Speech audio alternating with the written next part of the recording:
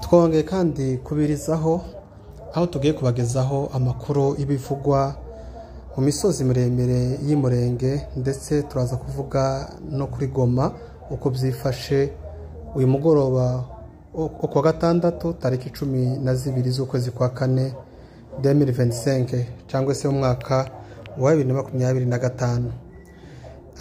Uyu munsi wa none mu misozi miremire y'Umurenge hazukiye imigwano kuko twabivuze mu makuru yacu ya kare twabagejejeho. Ijoro ryakeye mu Gahwera nibwo barebagabweho igitero. Mu mwanya ushize twabwiye igitero cyose ko cagenze.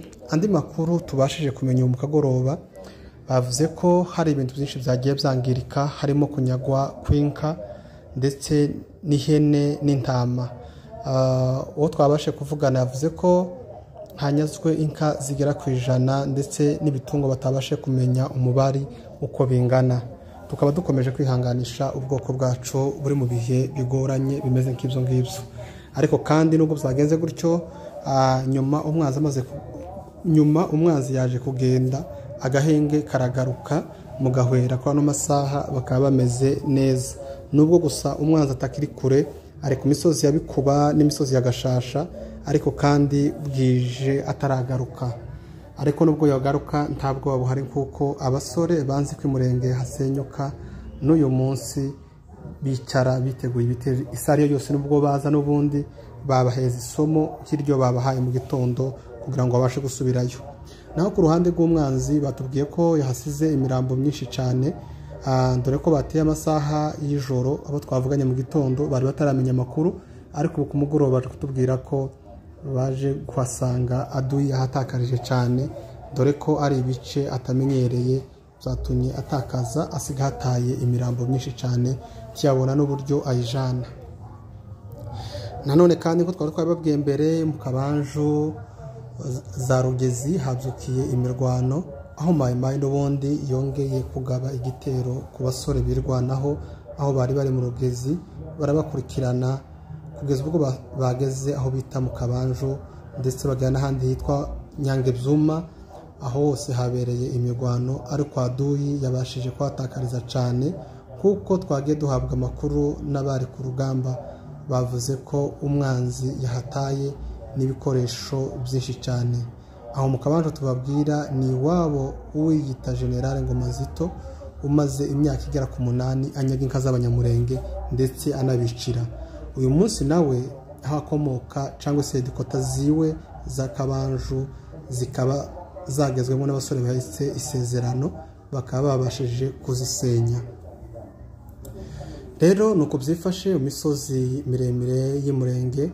Ahandi bavuze ni za Gatongo hanyazwe inka tutarabasha kumenya umubari wazo. Mayimayi yaje asanga bongera baragiye abasha kubanyaga inka, ariko baza kumukurikira baramurasa baranamubabaza cyane, aragenda. Watubwiye amakuru yatubwiye ko bagikurikiye izo nka. Ejo mu gitondo tuzatubageza andi makuru tubabwiye niba zabashije kugaruka, ariko ibigaragara zishobora kugaruka. Nubwo Gatongo kuba hazi na ahantu hameze nabi, ni mu bibira byinshi cyane, ariko abasore birwanaho taho batinya amashamba yose barayinjira kuko bisanzwe. Kubw'amahirwe izo nka zishobora nazo kugaruka. Tuzabagezaho amakuru ejo mu gitondo uko bizaba bimeze. Naho mu centre ya Minembwe uyu munsi bavukiye muri Sarongo, umutekano ni wose mu centre hagati. Nubwo twavuze ko za Kabanju babashe kurwana, na ahantu barimo bumva gusa izi mbunde nkuru, kuko Kabanju na Minembwe centre hari umwanya muremure cyane, na ahantu ushobora kugenda amasaha agera kuri 7 ku 8 kuva ngo bashe kuhagera. Rero aho ngaho bumva gusa imbunde nkuru, akize imbunde ntoya ntibigeze bazumva. Bitandukanye n'indi minsi bagwaniraga mu nkengero hafi cyane na centre, barwana activite zigahita zihagarara, amaduka gakinga, abaje gusenga ntaye bakigiye kuko bumvaga imbunde ziri hafi na centre. Ariko no munsi wa none activite ziriwe zikora zose nkuko bisanzwe. Rero nuko bimeze mu gace ka Minembwe kuno munsi wa none.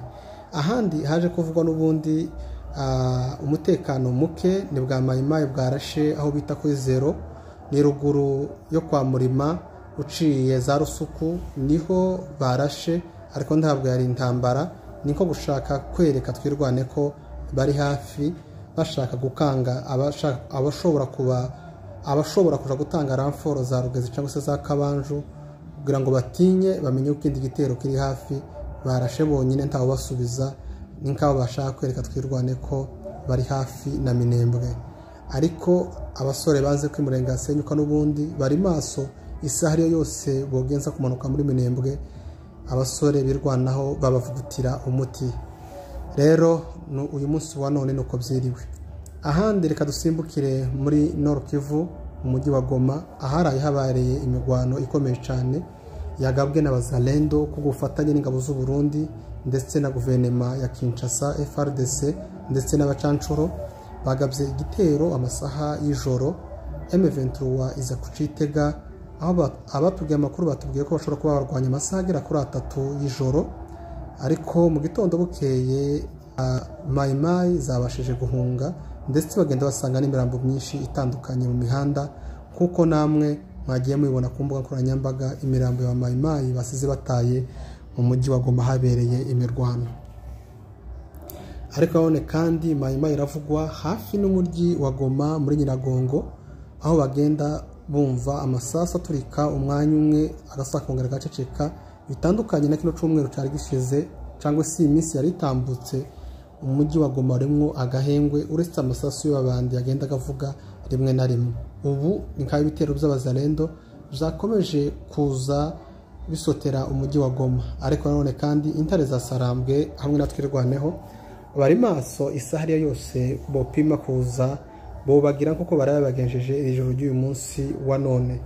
Ndetse kandi harandi mafoto twabonye ku mbuga nkoranyambaga yaje avuga ko ari Mai zabashe gufatwa muri zo zabo gitero, bamwe bapfuye abandi barahunga, abandi babasha gufatwa matekwa nkuko twabibonye twese.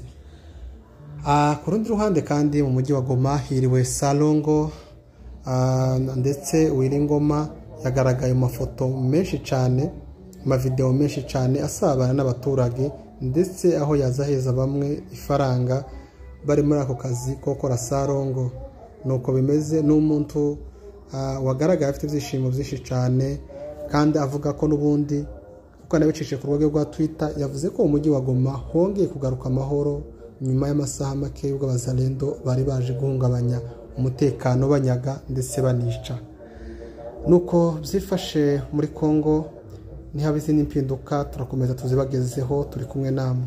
Turabasaba nshuti gukora subscribe ndetse na share na like na comment mutubwira ibyo twiriye gukora neza, ndetse n'ibyifuzo n'amakuru mwashaka twabagezaho byose mwabicisha muri commentaire.